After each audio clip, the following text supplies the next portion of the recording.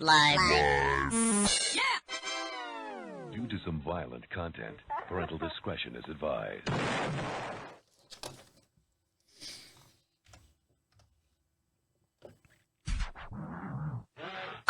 I don't know what this thing is. I think it's a strip show, dance show. Work there, dude. Welcome to DeaconLive.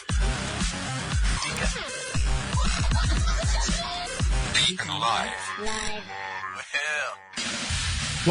Welcome back, guys. On today's show, a real-life pig pen dies, and the shocking news about bees. And why have you been selected for the Who's Who in the United States? And also, what do you see in this video?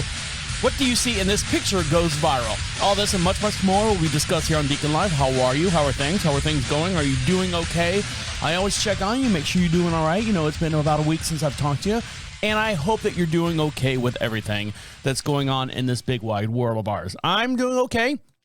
Now, we broadcast just outside of Charlotte, North Carolina, a beautiful little town we like to call Marshville. We sit on about 22 some odd acres. We have chickens, horses, cows, dogs, goats, cats, chickens, goats. Did I name them all? Did I get all the basic 5 food groups that are here on the property? Yes. So we have a lot of things going on here on the ranch. We call it a ranch because it's part farm, part ranch. And while you're out there, make sure you follow us on all your social networks. And the way you do that is go to Prophet Radio, PROPHET Radio. Click on social contacts. And while you're there, get yourself something for free that we'll mail out to you. Some stickers, some magnets, all that stuff. Now, I really do. I mean, I like confrontation to a certain point, only if I, like anyone else, have the upper hand. Now, when I'm on even ground with someone or something that's going on, they have a little bit of insight knowledge that you physically can't get out of them. And where I'm going with this is there's a couple things that I was like, well, I need to send an email because a phone call and all that doesn't work because I'm dealing with things outside the parameter of a normal phone call conversation. Because I will get heated and I will cuss. As you guys know, in the past, I do cuss somewhat here on the program. And cussing at someone to get things done really doesn't get things done. You know what I mean? So a nice worded email is, in my opinion, the best way to get things across. One, you have a paper trail. Two, at least it shows somewhat of an intelligence that you can form perfect sentences or form sentences in a well-established whatever. You know what I'm saying? Send a good email, basically. So 2 things have happened here in the last couple weeks, if not months. So you guys know that I bought a Chevy Silverado, 2500 Chevy Silverado, the big truck. We special ordered it because we wanted all the bells and whistles and the cameras and the interior, the matching interior for the exterior and all this stuff. And it took a while because of the computer chip thing, so on and so forth. As you guys know, it came in. And it came in not 90%. Came in 90% completed. 2 things were wrong with it. The floor mats, they gave us the dealer floor mats where we actually ordered the WeatherTech ones where they kind of laser the floorboard and stuff, and they cut them out based on your floorboard so they fit perfectly. There's no them sliding around or anything like that. And also the rims and wheels. We got high-performance tires with high-performance wheels. I know. What's the difference? They're chrome tires, Chrome Daddies. I think they're 20-inch rims with the performance tires on them. And those didn't come in for whatever reason. I don't know. So those 2 items, I've been kicking and screaming to get those from the dealership. Now, we received the truck in August, and I still have not received the rims. So they put like stock rims on them. They look okay. And they put floor mats in there because they didn't realize that we ordered special ones. They were like, the floor mats, the dealer floor mats are $125. Would you like us to install those? Yeah, I guess. I didn't realize that we had to pay for those as well. But anyways, so went down there Labor Day weekend and said, hey man, what's the latest with this? What's the latest with that? And I'm kind of rambling here, so let me speed this up. I sent an email to have the sales guy fix all this stuff. The sales guy drags his ass. He doesn't return phone calls. He doesn't return emails. If he does, it's like 3 weeks later. You have to constantly hound him.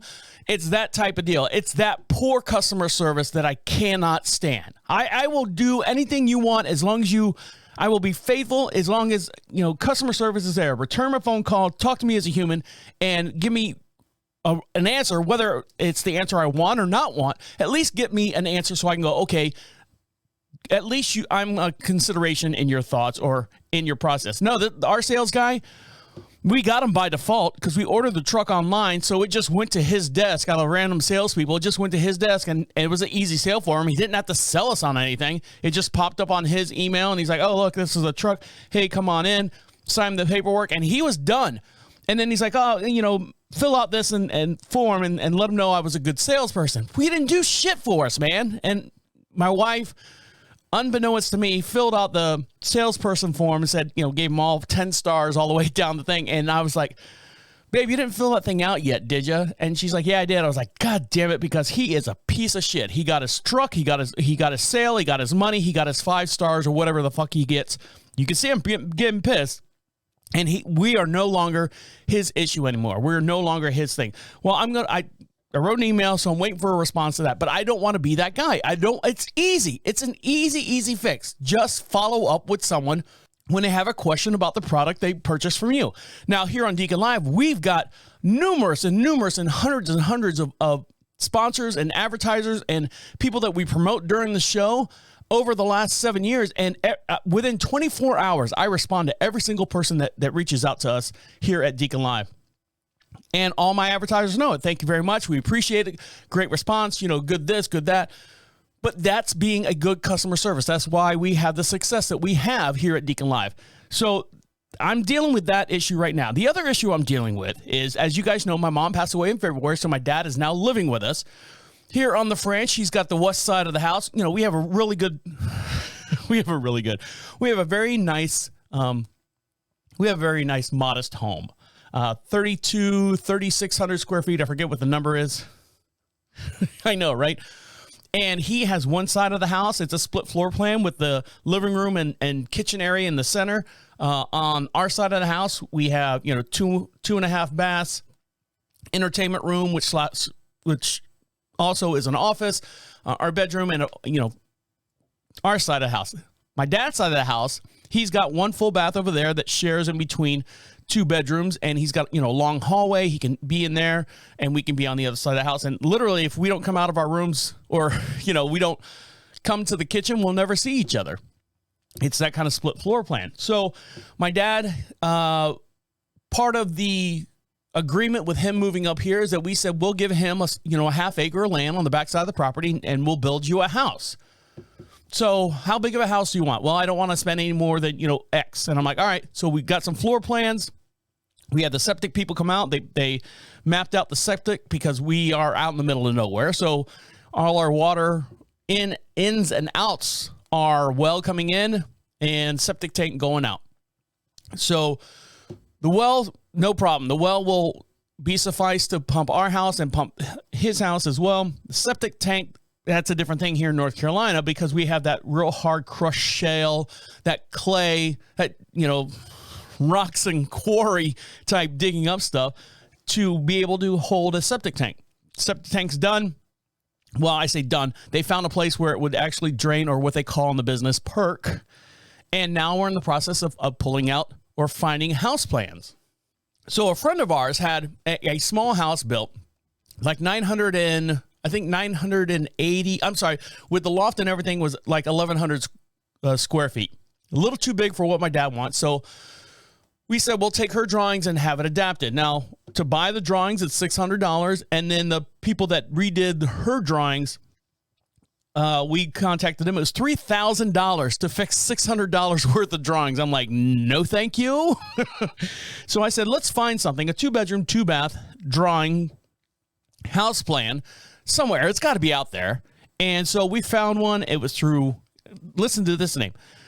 We found it through a company called the Plan Connections.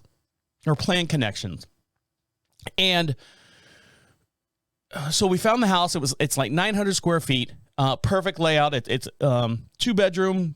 The master gets its own bathroom, and then the spare bedroom, there's a community bathroom for like everyone else who's visiting the household. Kitchen, dining room area, that's it. It's 4-corner house, 900 square feet, perfect. It's got an actual shit. So the plans that we found, it actually has a carport built onto the structure, which is nice. My dad wanted a carport, and I didn't want to have some kind of metal building out there. So reached out to the plan connection people, and I said, we'd like this house. The plans are, I think, $1,000, which is a little bit more reasonable or more sensible, but we want the plans flipped. Oh, that's another $225. All right, to flip the plans, okay, we'll go into that. And in my research, I found the exact same plans, exact same building designs, everything on another website, and they were running 15% off. So I reached out to the people who I initially talked to, the Plans Connection, and said, hey, look, here's plans on someone else's, and you've got a best price guarantee at the bottom. Can we have that price? They responded going, well, that sale's only for a week, and our sale, we'll match that for if you buy the house or buy the plans within 24 hours. I'm like, what?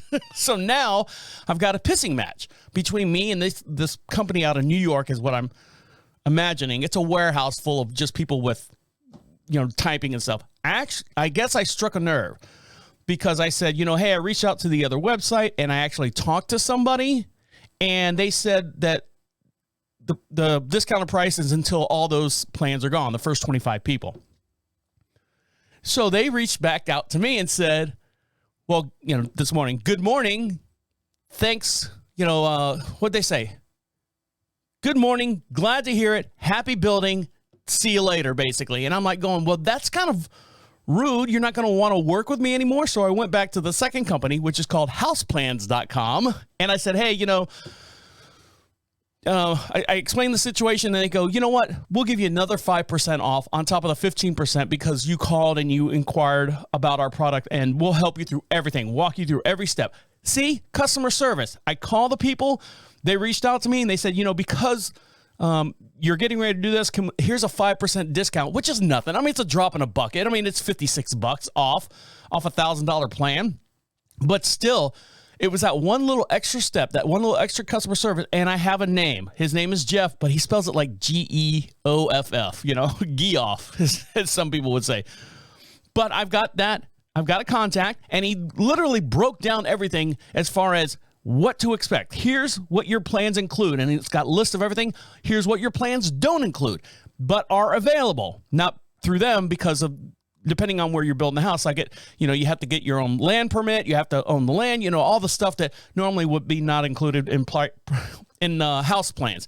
So and it was just a couple emails and a couple phone calls. Good customer service will do you right every single time, and it went a very, very long way with me as far as getting my house done or get my dad's house getting ready to get started. We haven't broke ground on it yet, but at least we've got the plans of what the house is going to look like. And I'll let you know what I hear back from the Chevy dealership. I emailed him yesterday, probably about 6 o'clock. And this is the next day. So it hasn't even been 24 hours. So who knows if he's there or whether he just basically goes delete on his end and could care less about what's going on. I'm going to end up, I know I'm going to have to go down there and physically get physical. Not physical, but what they say, shake some heads, rattle some skulls around and say, hey, look, what's going on here? All right, guys, stick around. We got a lot to get into. Big show. You're listening to Deacon Live right here on Prophet Radio. I'll be right back. Hello. Hey, what's going on, man?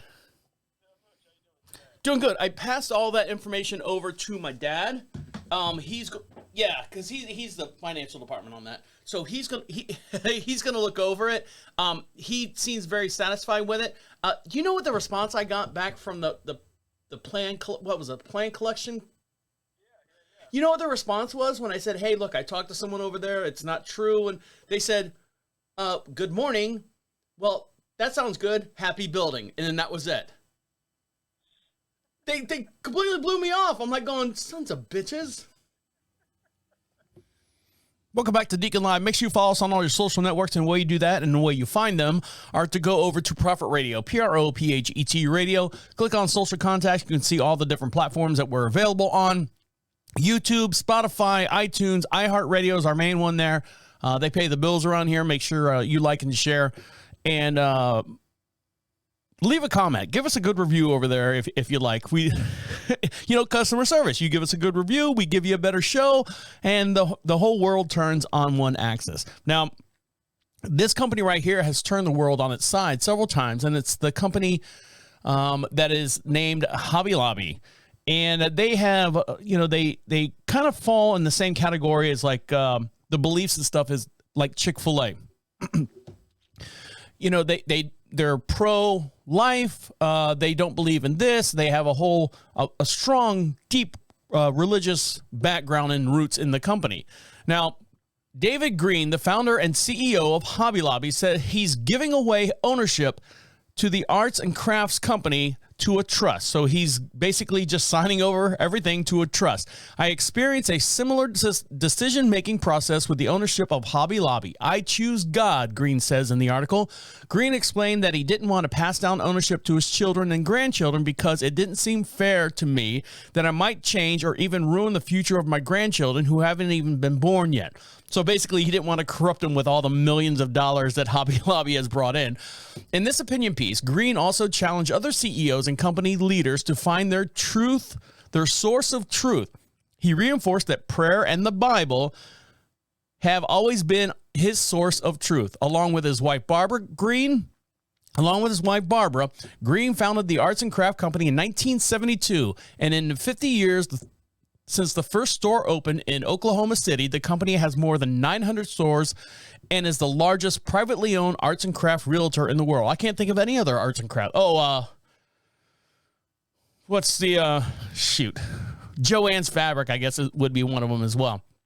Green had not mentioned how or when the company's ownership would transfer on Sunday while on Fox and Friends. He says that 100% of Hobby Lobby's voting stock has been moved to a trust where stewardship can pass on to one person to another. He also said wealth can also be a curse. So, hey, David Green, you want to pass that over to me? I can run it pretty good. I've got some pretty good, strong beliefs. Customer service is the main thing. Treat each other as you'd wish to be treated. Honey flies with honey than vinegar, that type stuff. Yeah, I'll do you a solid. I'll keep the place running. I can do it. Done it before, not on that large scale, but still. Now, last week we talked about this guy in California who was suing the Texas Pete company because, suing the Texas Pete company because Texas Pete was made in right here in North Carolina, and it's a Louisiana-style hot sauce. So there's a whole lot of different states that are in that boiling soup. So he's pissed off because it doesn't represent. He thought it was representing the state of Texas. No, it's just, the kid's name.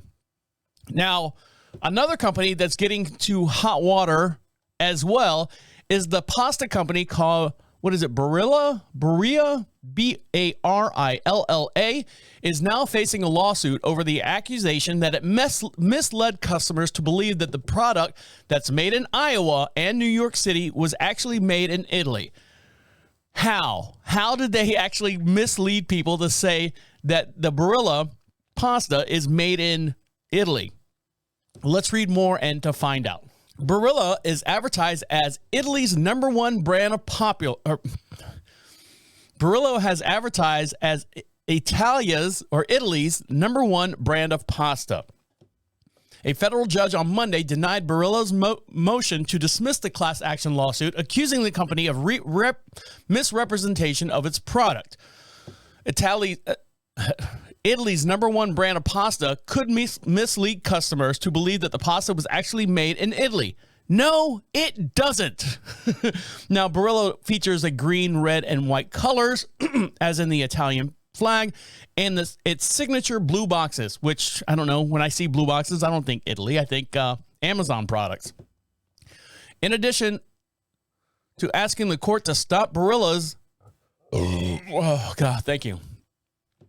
In addition to asking the court to stop Barilla from using Italy's likeness in marketing on the product, plaintiffs are seeking monetary compensation and claiming they overpaid for pasta. All right, so there's a couple things in this story. Let's figure this out. One, it says Italy's number one brand of pasta. Nowhere in there would I say, oh, it's made in Italy. No, that means Italy likes their brand of pasta that comes from the United States. That would be equal to like McDonald's, Germany's favorite hamburger, McDonald's. It's maybe out of all the hamburger places that are in Germany, they love the McDonald's hamburgers the best. Here's a prime example. I know this one to be fact. In Japan, they love KFC. So KFC can technically go KFC, #1 chicken in Japan. I wouldn't think that the chicken was made in Japan. I would just say, hey, good for you, thumbs up, brand, analysis, brand recognition over in another country to realize that, anything that they produce over there is crap compared to the stuff that's coming out over here in the United States. No, I don't think they have a leg to stand on or a pot to piss in. No, that's not right. I just figured out a way to bring pasta back into this. But all it says on the box, it says Italy's #1 brand of pasta. Well, good for you. Coming out of Iowa and New York, and to be able to label themselves as Italy's #1 brand of pasta, good for you. Now, here's the thing. If you go over to Italy and you go, hey, and you sit at a restaurant, in a very fine dining restaurant, and the waiter, the maitre d' comes over. They're not a waiter. They're fancier names. The maitre d' comes over and goes, and for you, sir, what would you have? I will have the pasta linguine, side of marinara, and, whatever you want. Oh, and excuse me, what is your pasta? Who makes your pasta? And the guy would go, if it's a restaurant, Antonio in the back, he makes the pasta. His mama's recipe. Have you heard of a Barilla? Oh, yes, we love Barilla. Great. Is it our #1 pasta? We don't know. But if they ever go, who? What? No. Barilla, not the #1 Italian pasta. The #1 Italian pasta is made in mama's kitchen, But, so if they were to do that kind of comparison, that yes, no. If Italy actually stood up and said, we do not agree, we do not like Barilla pasta, it is not #1 here in Italy. That's a fact. That would be, a case worth processing. But no, they don't say that, but that's the only way to find out. All right, guys, I know. Silly people out there. You mean a GMC Yukon isn't made from the Swiss Alps? Oh, Jesus Christ. Give me a break. All right, guys, stick around. We got a lot more to get into. You're listening to Deacon Live right here on Prophet Radio. I'll be right back. Welcome back to Deacon Live. You want to be heard? Well, we'd love to hear from you, but you have to do us a favor. You have to go over to Prophet Radio, PROPHET Radio. At the bottom of the page is a little blue icon, a little blue tab that says Be Heard. Click on that. Opens up a microphone on whatever you're listening to us on, whether it be your smartphone, your PC, your tablet, whatever. Opens up a little microphone. You can be anonymous if you want. No problem. Just speak right into that, and it comes right to our inbox, and we'll play it on this podcast if you get it in quick enough, or we'll play it on the very next podcast as well. And you're like going, well, what do I say, Deacon? You can ask me anything you want. You can ask questions about here at the studio, about me, about any of the topics and stuff, or if you got a little factoid or did you know type thing, we'd love to hear from you as well. Now, my wife works at least, let's start this way. My wife has the luxury of working out of the house. She works for a great, huge company, a nationwide company, and she is allowed to work from her desk. She's got like 15 monitors in front of her. The entertainment room that I described earlier, and she's got her little desk back there, and she's got all the monitors, and she's always on phone calls and stuff. So, she has the luxury of working from home. Now, on her days off, she does not go in that office area at all, and I don't blame her. She sits on the couch sometimes, and during breakfast, or if she just wants to take like a no-think days, basically what I call them, she just wants to sit on the couch and decompress, which is fine. I mean, she is working from 8 o'clock in the morning to like last night. She was on the phone and stuff till 10:30 last night, and I try to stay awake for her as long as I can. And it's like when she comes in the bedroom, she's like, okay, I'm done working. I'm like going, okay, honey, I'm going to bed. She's like going, oh, you don't want to talk? I'm like, no, it's not that I don't want to talk. I'm tired. I love you too, smoochy smoochies. But she has like these deadhead days where she just sits there and watches my smut TV. And when I say smut TV, it's Love is Blind, The Mole, that new series that's on Netflix. She watches the Real Housewives of insert county name here. So she likes those programs because she likes the cattiness and all the shit and gossip that goes on. You know, we're out here in the middle of nowhere, so it's not like we have a whole bunch of friends and there's no catty and gossip. Now, she is in the horse community, but they really don't catty and gossip too much. It's just kind of, you know, did you hear about this? Did you hear about that type thing? Now, this show right here, I know she watches The Real Housewives of Beverly Hills. And there's a hashtag that's taking TikTok by storm, and it's called hashtag Almond Mom. Now, they asked, do you have an almond mom, an almond like the nut, and how to recover if you've had one? So the term comes from a controversial statement made by the Real Housewives of Beverly Hills, Yolanda Hadid. So the hashtag Almond Mom is going nuts right now thanks to part of Real Housewives Yolanda Hadid. In a video compilation featuring old clips from the Real Housewives of Beverly Hills, Yolanda is shown in 2014 talking on the phone with her then teenage daughter Gigi. Well, I'm feeling really weak. I had like a half an almond, a shaky sounding Gigi tells her mother. Yolanda responds by saying, have a couple almonds and chew them up really, really well. And just like that, the term Almond Mom was born. Earlier this month, Yolanda defended her controversial statement in an interview, explaining that she was recovering from surgery and was half asleep when Gigi called. She also acknowledged her now infamous advice by posting on TikTok of herself snacking on almonds while doing a variety of activities, like including yoga, blah, blah, blah, blah, blah. Yolanda was clearly poking fun at herself. But Dr. Carla Lester, a pediatrician and childhood obesity expert, isn't laughing. Lester pointed out that Yolanda was also filmed shaming Gigi for wanting to go and indulge on her birthday. You can have one night of being bad, right? Yolanda says. And then you got to go back on your diet, though. Because, you know, in Paris and Milan, they like girls just a little tad on the skinny side. So she's fat shaming her daughter, Gigi. According to Lester, the almond mom is a person who is usually stuck in a diet culture and likely grew up hearing phrases such as a moment on the lips, a lifetime on the hips, and you're not hungry, you're just bored. The almond mom phenomenon is rooted in fat phobia and it has internalized bias. So basically, what almond moms, you know, they don't want their daughters to be big fat girls or whatever like that. So an almond mom basically is stuck in this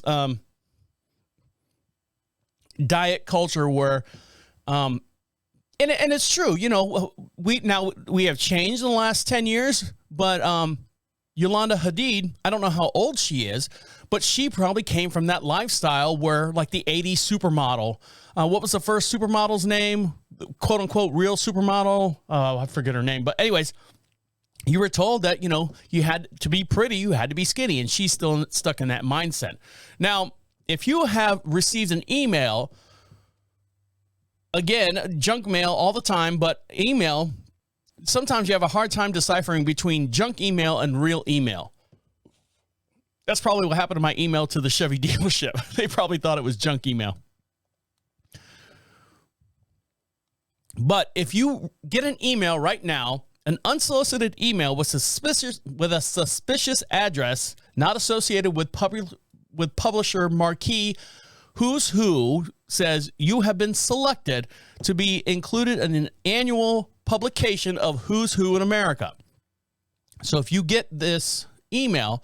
Be careful. In late October 2022, we looked into an email scam claiming to the receipt you have been selected and was purported you have been selected and said that the selection was from the person to be in an annual publication of Who's Who in America. Readers are advised not to click any of the links or any similar messages, as it did not come from the Marquis Who's Who, the publisher of Who's Who in America.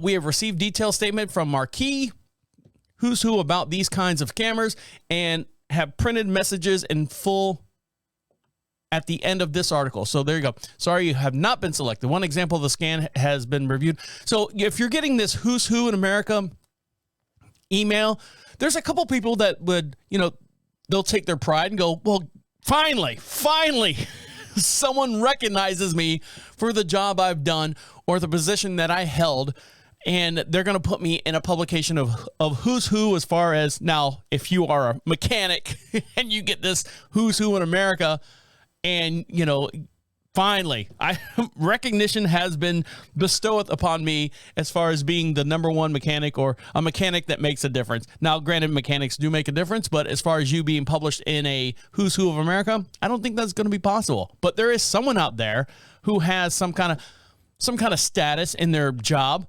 some kind of high position that maybe other people would want to read about. Me? I would be totally shocked if they said, hey, Deacon, we'd love for you to be in the Who's Who of America. And the actual publication would be the Who's Who? Question mark? Like, who the hell is this guy in America? It would be the reverse of that. It would be a slap in the face. But be on lookout for that scam. It's running out there with, in tandem with 15,000 other different scams that's going on.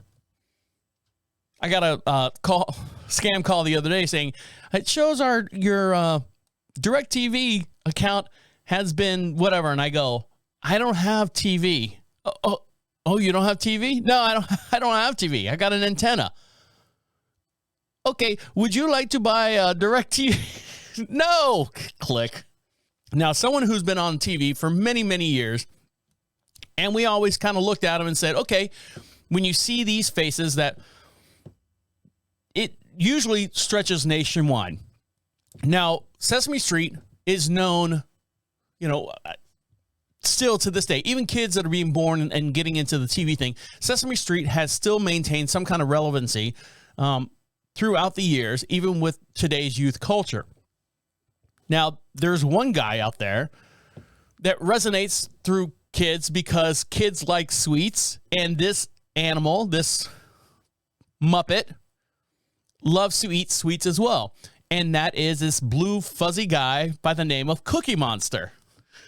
I know, Cookie Monster. Sesame Street is all ablaze with some hot gossip. One of its most famous furious inhabitants has just revealed some pretty exciting personal information. No one has really known the exact full name of the Cookie Monster. They just assumed that the blue monster was known to his fans as Cookie. Now, my dog's named Cookie, but for a different reason. Cookie Monster actually posted on Twitter saying that, yes, my name has never been said before, and my name of the Cookie Monster is fine. I love that name, but grammatically challenged monster and radio talk show host, such as myself, who adorably struggles with indifferentiating his subject and objective pronouns, shocked to the world by admitting his first name was actually Sid. So Mr. Sydney Monster is his full name. The actual tweet said, "Did you know my name was Sid? But me still like to be called Cookie Monster." Of course, Cookie Monster is so cool, he only follows 10 other accounts, including Elmo and Abby Crab Daddy or something like that.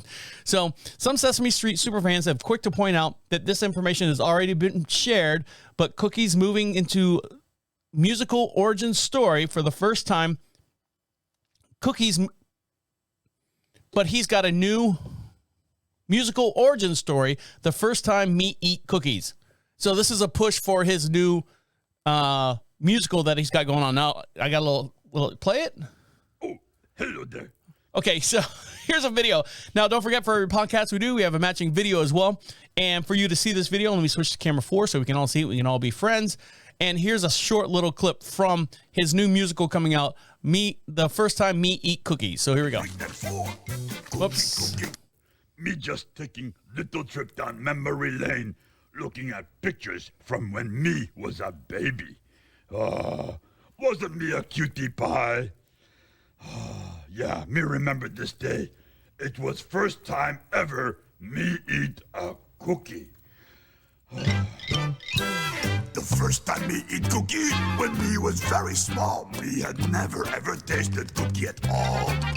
Me was just a mild-mannered little kid. So there you go. He's got a little musical out there, and it's got Cookie Monster and the Cookie Monster family. So there you go. His name is Sid Cookie Monster, I guess. I'm just going with that. Mr. Sid Cookie Monster. So there you go. That's his name. All right, guys, stick around. When we come back, do you have a Ring camera or one of those cameras on your door? Well, guess what? More people have been killed because of that Ring camera, and I'll get into the details of that as well. Stick around. You're listening to Deacon Live right here on Prophet Radio. I'll be right back. Welcome back to Deacon Live. Make sure you follow us on your YouTube channel. For every podcast we do, we have a matching video as well. You can see me waving camera. Hopefully you guys are waving back to me. And excuse me. And if you look at me right now, I've shaved my beard a little bit. Normally I have the 90s mustache and goatee, but I kind of did some kind of handlebar or something here on the bottom. I don't know what you would call this, but just change it up a little bit. And I haven't seen my chin in many years. So, well, many months, I should say. So I figured I'd look at my chin there. And come to find out, I've got 2 of them. Who would have known? One outsprung another one. Probably too many cookies. Now, right now, we broadcast just outside of Charlotte, North Carolina, a beautiful little town we like to call Marshville. We sit on about 22 some odd acres here. We live in a town called Marshville, population 2,500 people. So not a big community, but we're out here. And this North Carolina weather is when it says it's going to rain, it's not really a rain. I'm from Florida. That's rain. You know, when they say it's going to rain, you can set your watch by it. All right, 3, 2, 1, afternoon showers. 3, 2, 1, afternoon showers are done. You can set your watch by it just because of the sea air comes over and meets it in the center. Anyway, it's a long story. I'm not a weather guy by any means. But what they're saying right now is swarming bees may potentially change the weather, studies have shown. Now, how can bees change the weather? Maybe we need more in Florida to kind of push off these hurricanes, or maybe we put the bees over in the African area. No, they'll be angry. They'll be angry Africanized bees, and we don't want that. But bees can electrify the air as much as 1,000 volts per meter, or more than a thunderstorm, a normal thunderstorm in any given area. Swarm of bees produce so much electricity that they affect local weather. New researchers have suggested.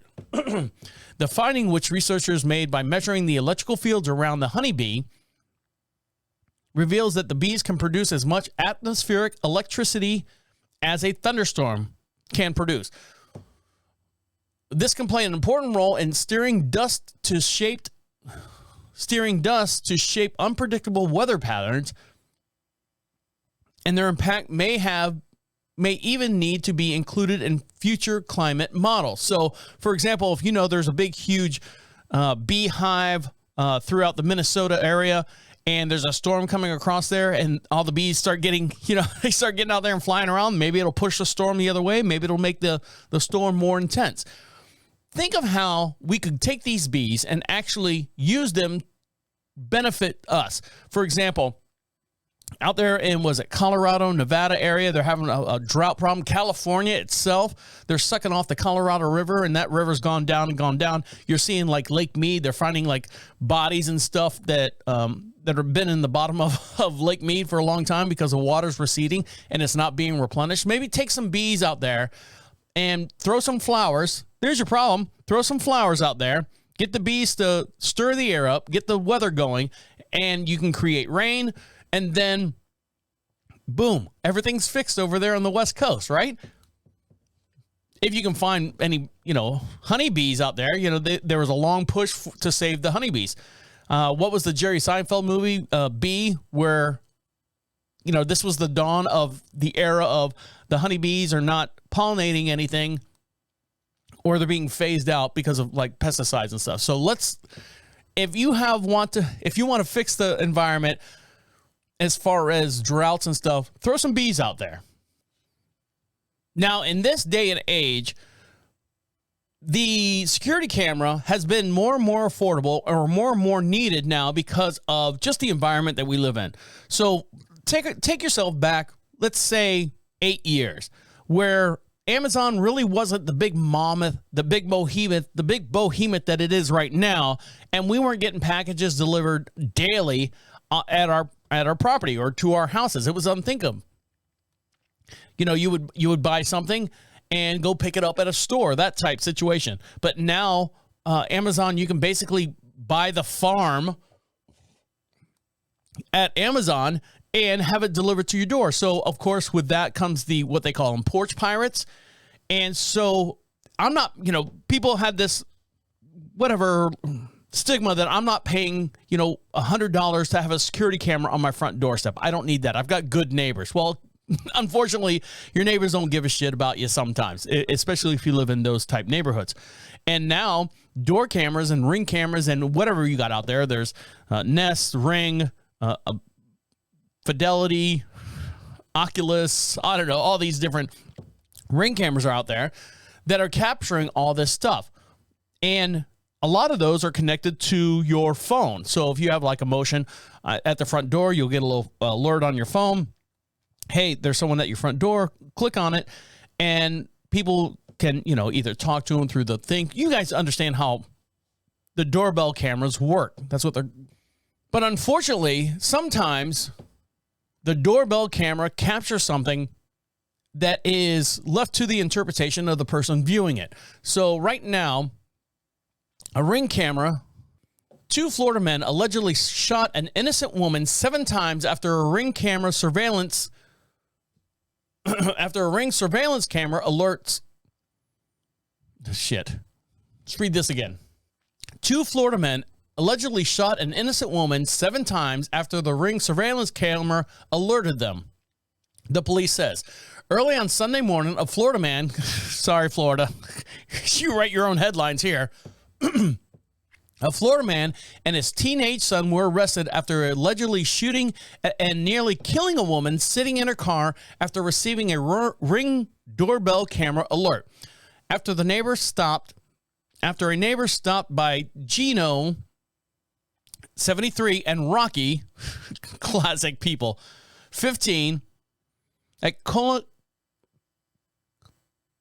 Colinacosta front doorstop. Oh, that's their last name? Colinacosta? All right, there you go. In their front door to drop off prescription medication, accidentally delivered it to the wrong address. The Ring surveillance camera began bombarding their phones with alerts. After the neighbor stopped by Gino and Rocky. Oh, shit. The pair grabbed their .45 caliber handguns and went outside looking for the burglar and found a woman sitting in her car on her phone. Gino pointed the gun. Gino, 73 years old, pointed the gun at her and ordered her out of the car. But she escaped in a car believing that she was going to be carjacked. Yeah, duh. The pair allegedly shot at her 7 times, according to the police. And the Polk County Sheriff Grady Judge, now if you know anything about Florida, Grady Judge basically says he's giving everyone a free pass with all the looting and stuff. Shoot looters and fill them with holes is what Grady Judge says. But he's got a tough county that he lives in, or that he's got to take care of. Grady Judge claimed that one of the rounds passed through the empty child seat in the vehicle. They go out searching for a burglar that wasn't there and then shot up an innocent lady's car while she was in it, Grady Judge said. But come on, you're out there saying shoot people dead. Thankfully, no one was killed, but if she had been shot it wouldn't have been the first time that the Ring surveillance camera played a role in someone's death. In October of 2021, a man in England learned that 4 people were breaking into his home through the Ring surveillance camera alerts, and then went home and stabbed one of the burglars to death. The man was later found guilty of manslaughter and jailed for 19 years. Still, some may claim that the Ring surveillance cameras had nothing to do with this incident. When I share this story on Twitter, no, I'm not going to say that. Some people replied that it was a mental health issue, although no details released were given this suggestion.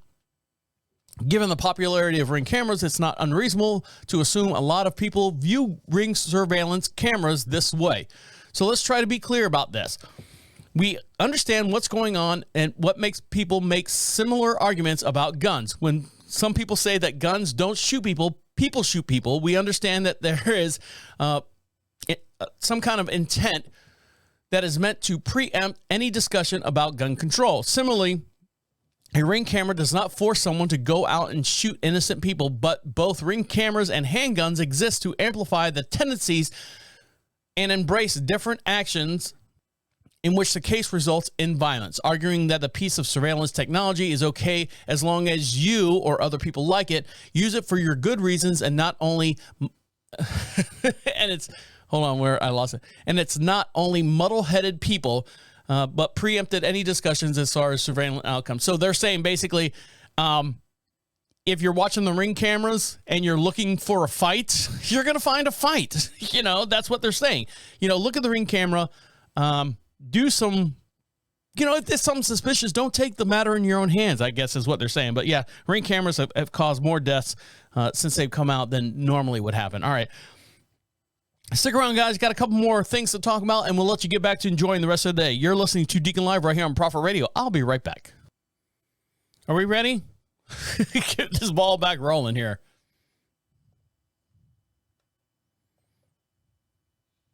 Welcome back to Deacon Live. We'd love to hear from you, and the way you can be part of the show is go over to Prophet Radio, Prophet Radio. Click on the Be Heard section. At the very bottom of the page, it's got a little blue tab. It's got a little microphone on it. It says Be Heard. And speak right into it, and you can be part of the show. It comes right to our inbox, and we'll play it on this podcast if you get it in quick enough, or the very next podcast as well. Ask us any questions that you want. And if you're listening to us from many, many episodes ago, don't worry. It takes a while for you to catch up sometimes. I know we're not the most important thing on your list, but we should be on your list in general as well. So if you want to hear your voice on the air, go over to prophetradio.com, click on Be Heard, and we'll play it here on the podcast. Now, I am born and raised in Orlando, Florida. I've lived there all my life, and then my wife, that's where my wife and I got married down there. We moved up here to the Marshville area, which is just outside of Charlotte, North Carolina. And the reason why we moved up here is because my wife has, she's in the equine industry. And I say in the industry, we have horses, and so we like to keep them here on the property. So we have, 22 some odd acres out here in the sticks. If we were to have 22 acres inside of the Charlotte area, the property would have cost probably $5.6 million. Out here, it only costs about $100,000. I'm kidding, but there is a price difference about living out here in the middle of nowhere, but that's what you pay for property. Now, one of the things I do miss living out here is the convenience of everything, like being able to jump in the car and go have dinner with some friends at a local restaurant. Jumping in the car and grabbing, getting milk or getting groceries or anything like that, where it doesn't take, 45 minutes round trip to go there and back to get something. And another thing that I miss, I left right after or right before they pass medical marijuana in the state of Florida. So if you have some kind of ailment, God knows, I know I've been dealing with back issues and stuff. I don't know if medical marijuana would help me to relax and kind of free up the pain and stuff that I'm having with my back. I know some good friends of mine, I say good friends of mine, husband and wife team, she is going through surgery right now, getting her back done. And she's got the same thing that I have, the degenerative disc disease. I say it's a disease. It just comes with age, I guess. I don't know if there's any kind of diet or anything that you can do to fix it. But for the most part, you're kind of like in pain for about 45% of your day. And that's what I go through. And I don't know if medical marijuana would help me with that as well. But right now, people in Florida grabbing the medical marijuana may be a little easier than, or just as easy as pumping gas in your car. Floridians will soon be able to buy marijuana products along with cigarettes, snacks at the Circle K gas stations, according to Green Thumb Industries, one of the largest U.S. cannabis producers in the area. Under the new partnership between companies starting next year, close that out. Under the new partnership between the companies, starting next year, weed will be sold at 10 Rise Express dispensaries. God damn.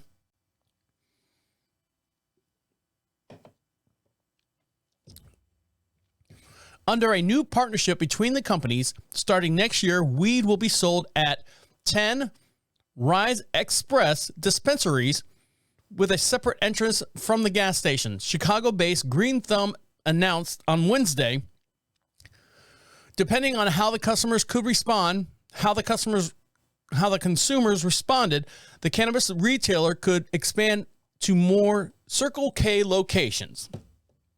Circle K owner,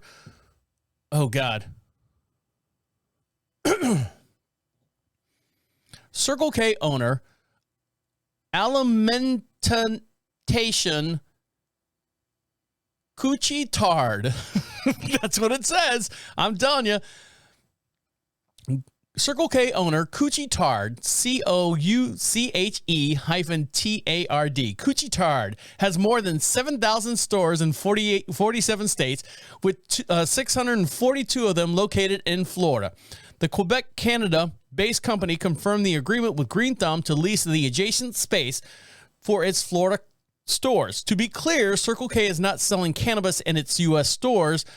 What they're doing is they're opening up a small dispensary in those stores. The agreement with Circle K is the first example of premium cannabis retailers being offered one of the largest convenience store chains in the country. Convenience stores are one of the fastest growing shopping verticals, and we are excited to meet the cannabis customers where they are. Among the products that will be for sale are marijuana flowers, pre-rolls, gummies, and vapes, which Green Thumb will also supply from its 28-acre facility, and the company is building in Ocala, Florida as well. So there you go, Ocala, Florida. You want some jobs over there? You want to be a Green Thumb? Go on over there and get yourself a job. The deal with Circle K will make it easier and more efficient for patients to purchase high-quality cannabis as part of their everyday routine when you're shopping at the local convenience store. All right, I'll take a slushie. Can I get $3 on pump 2? And let me get some of those edibles over there. There you go. Still illegal on a federal level, marijuana is sold legally in Florida for medical use, where nearly 560,000 Floridians are currently possessing medical marijuana cards. Marijuana is sold in a standalone dispensary in parts of the United States, have legalized it, with cannabis allowed for medical uses in 37 states and adult recreational in 19 others. So there you go. In Florida, if you go to Circle K, pretty soon you can get yourself one of those hot dogs that they have rolling on the hot roller thing. Get yourself a 6-pack of beer and get yourself a little weed for the ride home, right? I don't know what the rules are here in North Carolina, but I'd be anxious to see if I'd qualify for it. If you know what the rules are here in North Carolina, hit us up over at the Be Heard section over at Prophet Radio. I'd love to hear from you as well if you have any experience with that. Now, someone with a lot of experience in life is this gentleman right here, Uncle Haji, Haji. He's also known in the world internationally as the world's dirtiest man. And how he got that title is due to the fact that he has not bathed in over 60 years. Haji, a resident of Dezga, Dezghah,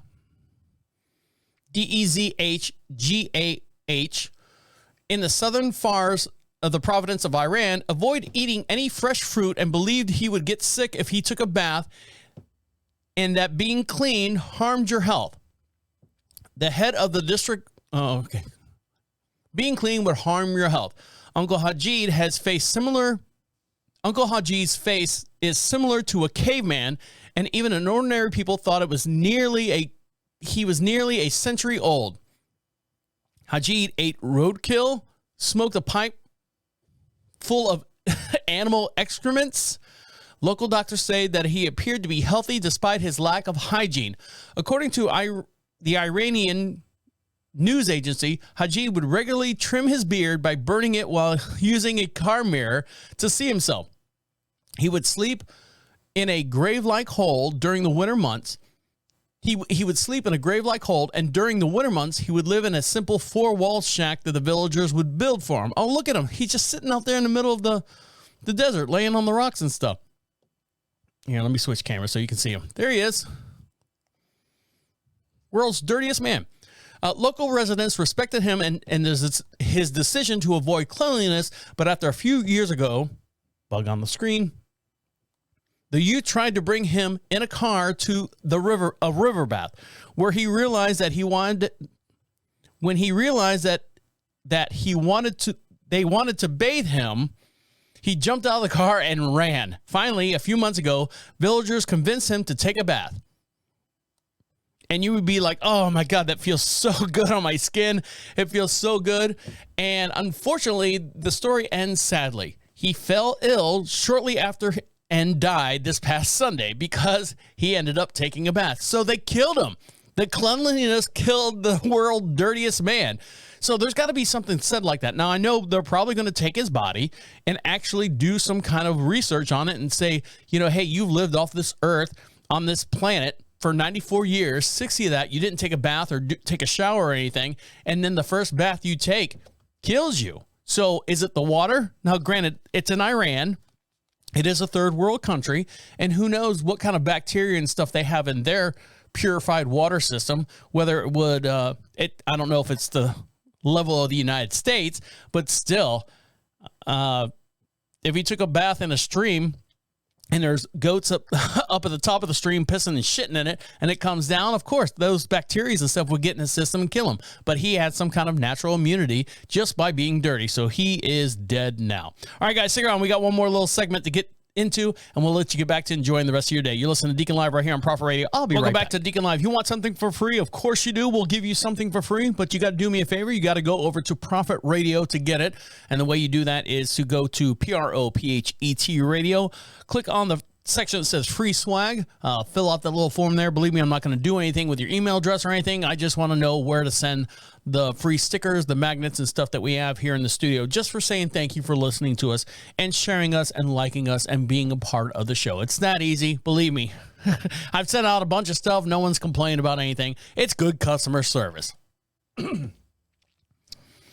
Now, are you familiar with this platform called TikTok? I know, silly question, right? But it's funny, TikTok, if you post something on Friday and it goes viral, it's basically dead on Sunday, which is crazy because that's how quickly we get into the news cycle. The news cycle or the viral cycle goes so fast that, you reach about, 200 some odd thousand people within minutes, and then they get bored with it and they go on to something else. Well, this video right now, by the time I get done with this article, will probably be boring to you as well, or it'll be shared, 50 million times, so on and so forth. Now, if you want to see this video, for every podcast we do, we have a matching video, and you can make sure you like us over on YouTube. Make sure you like and subscribe over there as well, and you can see me waving to the camera, and I want you to see this on my monitor as I talk about it here on the show. So here we go. Some illusions can be changed the way you see the world, and some others have revealed hidden details about your own personality. This following photo, posted in TikTok, has revealed an interesting thing about you. It all depends on what you see first. So it's kind of like left brain, right brain type personality. So if you're looking at this video, make sure I got the right cameras up so you can see it. Here it is. And for those of you who aren't watching it, I'll kind of describe it to you. So it's this yellow the Simpsons yellow skin tone, and then there's a dark swash across the top a couple lines that have a fork in it, or they fork off, and then that's it. It's yellow and black. That's Simpsons yellow, and then that's it. So the drawing was shared by a TikTok user named Mia Yiling, Yilin, who left viewers shocked. The image that you can see is subtle. The image that you can see subtle outlines forming a figure of a woman with long black hair, or however,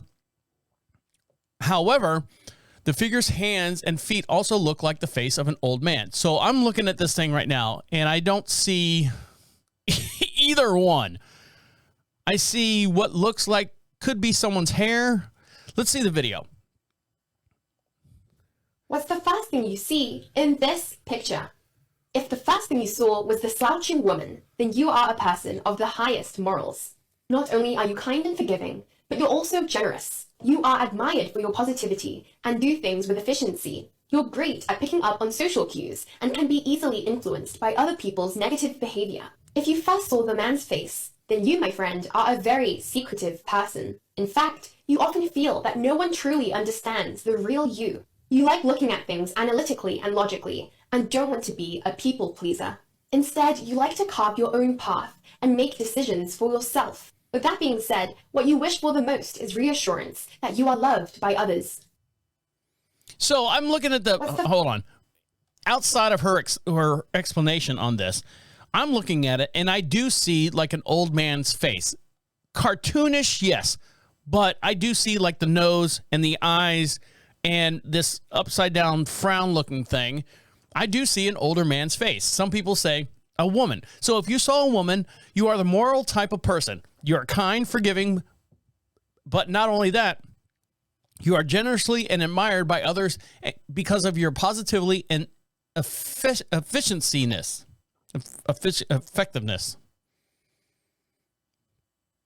You always pay attention to social cues, but you tend to be easily influenced by others' negative behavior.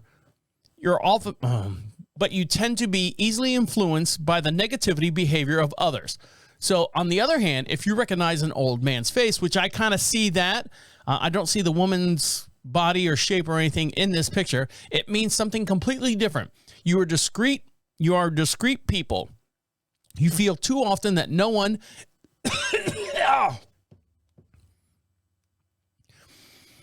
you are discreet people. You these fucking bugs. I gotta get through this thing.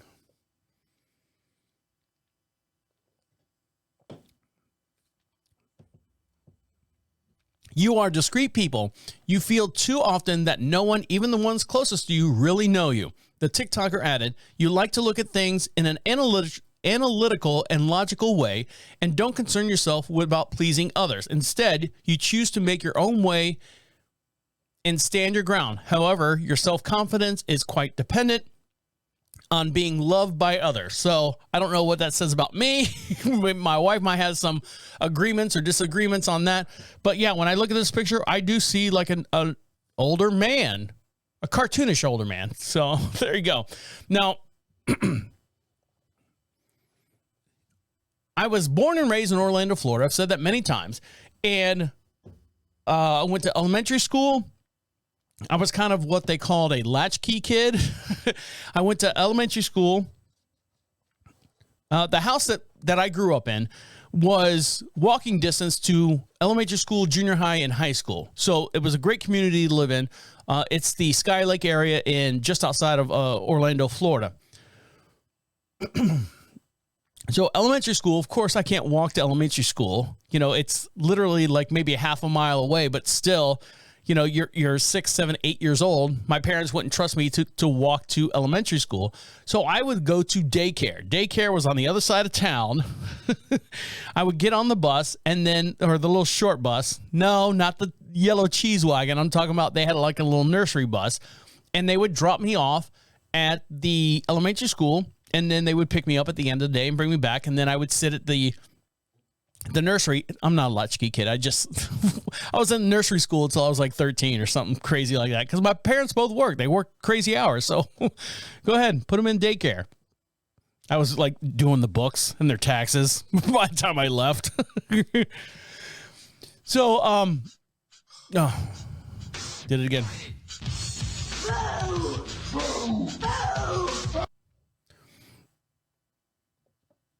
But during that age, between first grade and sixth grade, you were kind of, I don't want to say, what's the word I'm looking for here?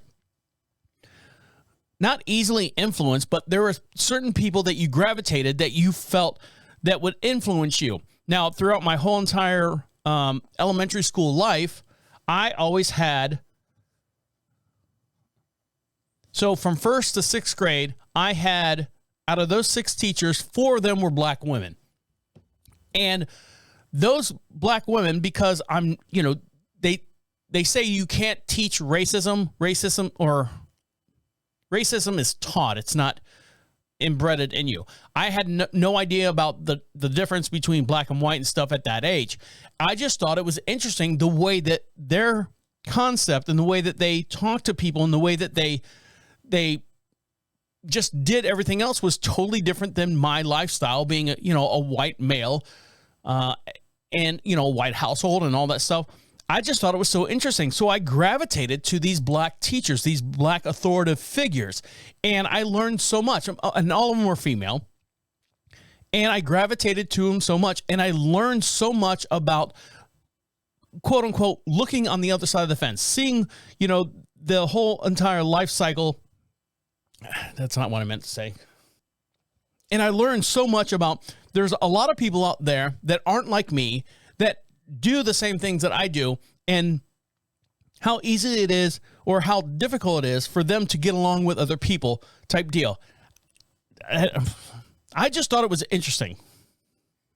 I learned at a young age that there is a group of people that totally think different than the way I was brought up. They completely do things and approach things differently than the way I was brought up. And I just thought that was so interesting. And I just gravitated to these women, these black women who were my teachers, who were my superiors, or my not my mentors, but my influences as far as anything different outside of my normal world. And I learned so much from these women.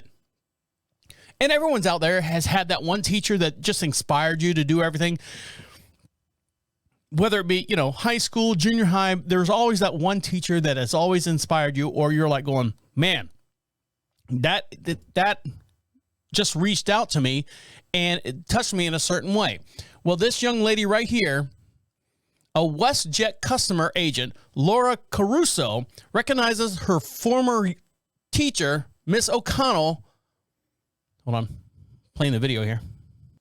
Recognizes her former teacher, Miss O'Connell, who left a lasting impression on her over 30 years ago. So she works for WestJet. She's a customer service agent. She's got her little vest on and stuff. So listen to this. She recognized her teacher from 30 years ago, Miss O'Connell, and so she did a little speech here. You know how they do the safety thing? This is what she says. And if you want to see this video, make sure you go to profitradio.com, and you can see, for every podcast we do, we have a matching video as well. And you can see this in real time as we're talking about it here on the show. So here we go. Oh, let me, gotta unmute the mute. There we go. Good morning, ladies and gentlemen. My name is Laura. I've been working with WestJet for 3 months now, and today is National Teachers Day. So we are supposed to recognize our favorite teachers we've ever had in our entire life. And I'm going to get emotional. But today I saw my teacher from 1990, Miss O'Connell, who's here on the board, on the aircraft, who was my favorite teacher ever. And I haven't seen her since 99. This lady made me love Shakespeare, got me to play piano. I have my master's in piano, and I can write an essay. Thank you, Miss O'Connell. I love you. So she walks down the aisle. Everyone's clapping. It's a nice plane. And she's sitting by the window. Oh, she gives her a big hug over the seat. You made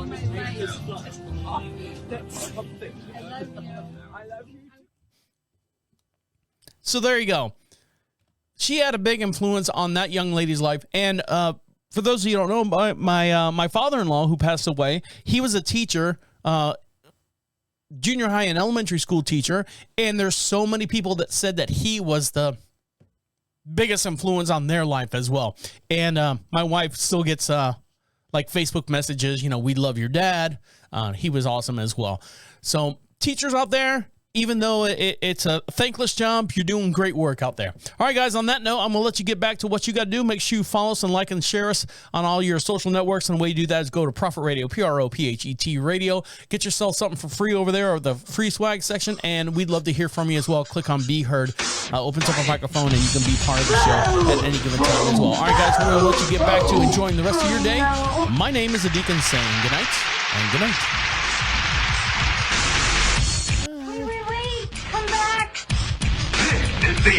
The absolute end. This should not be here.